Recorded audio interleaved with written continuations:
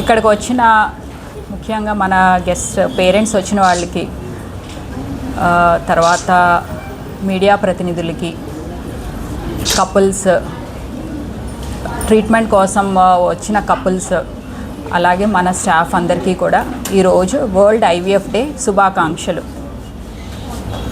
So world IVF day అనేది every year 25th July అనేది జరుపుకోవటం జరుగుతుంది.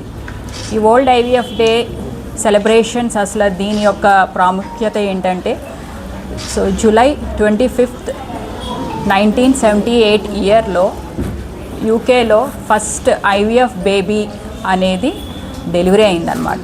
ఆవిడే Louis brown. So scientist pioneers Robert Edwards, Patrick Steptoe వాళ్ళ యొక్క కృషితోటి లూయి బ్రౌన్ అనే ఫిమేల్ చైల్డ్ అనేది బర్త్ ఇవ్వడం జరిగింది. సో దాన్ని మనం every year world IVF day కింద సెలబ్రేట్ చేసుకుంటున్నాం. సో దీనికి ఒకటి scientist, pioneers, doctors and also infertility seek చేస్తున్న కపుల్స్ కూడా వీళ్ళ యొక్క కృషి వల్ల మనం ఈరోజు ఈ మిరాకిల్స్ అనేవి చూస్తున్నాం. World wide 12 million IVF babies అనేది ఇప్పుడు వరకు బర్త్ అనేది చూస్తున్నాం అన్నమాట. So it is a miracle and at the same time ఏంటంటే హోప్. సో దీన్ని మనం ఎవ్రీ ఇయర్ 49లో రెగ్యులర్గా జరుపుకుంటున్నాము. ఇదొక మాకు ఒక ఫెస్టివల్ లాంటిది.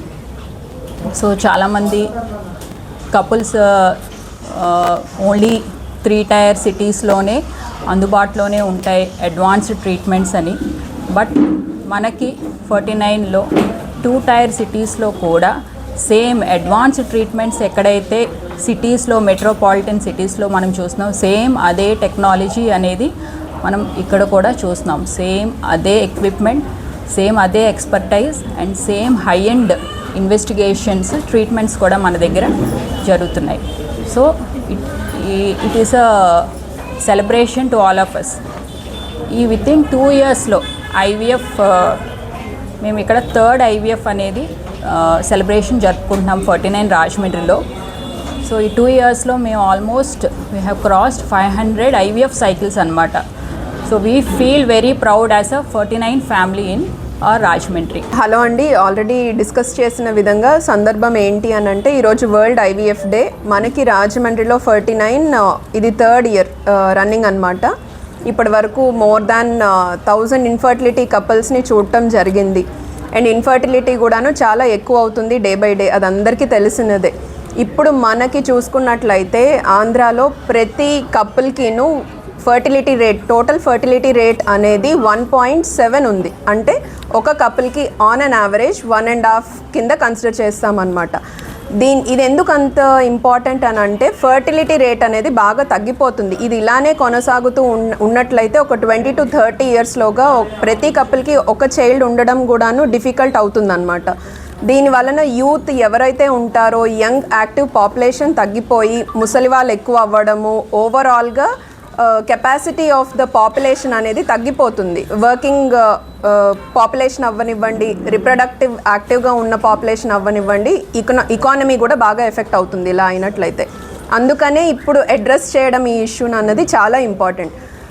ఇకపోతే ఇన్ఫర్టిలిటీ విషయానికి వచ్చేసరికి female factor or male factor, మనకి సాధారణంగా సొసైటీలో ఉన్న అపోహ ఏంటి అని అంటే ఇన్ఫర్టిలిటీ అని అంటే ఫీమేల్లోనే ప్రాబ్లం అని. బట్ కాదు, స్టాటిస్టిక్స్ కానీ రీసెర్చ్ కానీ స్టడీస్ ఏం చెప్తుంది అని అంటే 50-50. మన దగ్గరికి వచ్చే పేషెంట్స్లో 50% మంది మగవారి లోపం వలన పిల్లలు కలగకుండా బాధపడుతున్నారు. వాళ్ళందరూ కూడాను ఫీమేల్లోనే లోపం ఉంది అనుకుని వదిలేస్తున్నారనమాట. నెక్స్ట్ ఏంటి అని ట్రీట్మెంట్ చేయించుకోకుండా. ఇది one of the important thing. Next వచ్చేసరికి మన 49లో రాజమండ్రిలో ఇది 3rd ఇయర్ అవ్వటం, ఇంతమంది ఇన్ఫర్టైల్ కపుల్స్కి ఇప్పుడు మీరు చూసినట్లయితే ఇక్కడ కూడాను చాలామంది విత్ బేబీస్ వచ్చారు, డెలివరీ అయ్యి వాళ్ళ పిల్లలతోని వచ్చి మనతో ఈ సెలబ్రేషన్ని పార్టిసిపేట్ చేసుకుంటూ ఉన్నారనమాట. And coming to 49, not only treatment, research పరంగా కూడాను క్లినికల్ రీసెర్చ్ అంటే ఏంటి అని అంటే ఇప్పటి వరకు మనం ట్రీట్మెంట్ చేసే విధానాలు ఎలా ఉన్నాయి, ఏ ఏరియాలోనైనా మనం మెరుగుపరుచుకోగలుగుతామా, ల్యాబ్ ఎలా ఉంది, మన ల్యాబ్ ఎక్విప్మెంట్ కానీ అడ్వాన్స్డ్ వరల్డ్ క్లాస్ టెక్నాలజీ ఏదైతే వాడుతున్నామో ఏ ఏరియాస్లో బెటర్ అవ్వగలమా, ఇదంతా కూడాను ప్రోటోకాల్స్ ఫిక్స్ చేయడం, ఇవాల్వ్ అవుతూ ఉంటామన్నమాట. అందుకనే క్లినికల్ ఎక్సలెన్స్తో పాటు రీసెర్చ్ కూడా 49లో ఉందన్నమాట. సో ఇవి మనకున్న అడ్వాంటేజెస్ బ్రీఫ్గా. డైరెక్ట్గా ట్రీట్మెంట్ అనేదానికన్నాను పిల్లలు లేకుండా ఎవరైతే బాధపడుతున్నారో, మ్యారేజ్ అయింది 1 year అవుతుంది ఇంకా పిల్లలు కలగట్లేదు అని అంటే డైరెక్ట్ ట్రీట్మెంట్ అని కాదు. ఫస్ట్ అసలు వాళ్ళలో ఏమైనా సమస్య ఉందా లేదా ఒక కన్సల్టేషన్ అనేది ఇంపార్టెంట్. ఇద్దరిలో బోత్ వైఫ్ అండ్ హస్బెండ్ ఇద్దరు కూడా ఒకసారి వెళ్ళి బేసిక్ చెకప్ చేయించుకుని స్కాన్, ఒక సెమన్ అనాలిసిస్ చూసుకున్నట్లయితే ఏదైనా సమస్య ఉంటే నెక్స్ట్ స్టెప్ ఏంటి అని అర్లీగా డెసిషన్ తీసుకోవడానికి, ప్రెగ్నెన్సీ రావడానికి హెల్ప్ అవుతుందన్నమాట. అంతేగాని పిల్లలు లేరు అని అంటే ఎక్కువ ఖర్చు అయిపోతుందేమో, లేదా న్యాచురల్గా వస్తుందేమో, టాబ్లెట్స్తో అయిపోతుందేమో అని పెరిఫరీలోనే ఎక్కువ ఇయర్స్ టాబ్లెట్స్ వాడుతూ టైం వేస్ట్ అనేది చేస్తారు. సో వాల్యుబుల్ టైం అనేది వాళ్ళు లూజ్ అవుతారు. దానివలన వాళ్ళకున్న ఏదైనా కనుక ఒకవేళ లోపం ఉన్నట్లయితే అది ఇంకా ఇంక్రీజ్ అవుతుంది తప్ప ఏజ్ పెరిగే కొద్దీ న్యాచురల్గా ప్రెగ్నెన్సీ రావడం అన్నది జరగదు. ఒకవేళ ఏ ప్రాబ్లం లేదనుకోండి, చిన్న చిన్న సజెషన్స్తో డాక్టర్ హెల్ప్తో ప్రెగ్నెన్సీ న్యాచురల్గా వచ్చేదానికి హెల్ప్ కూడా అవుతుంది అర్లీగా డాక్టర్ దగ్గరికి వచ్చినట్లయితే. సో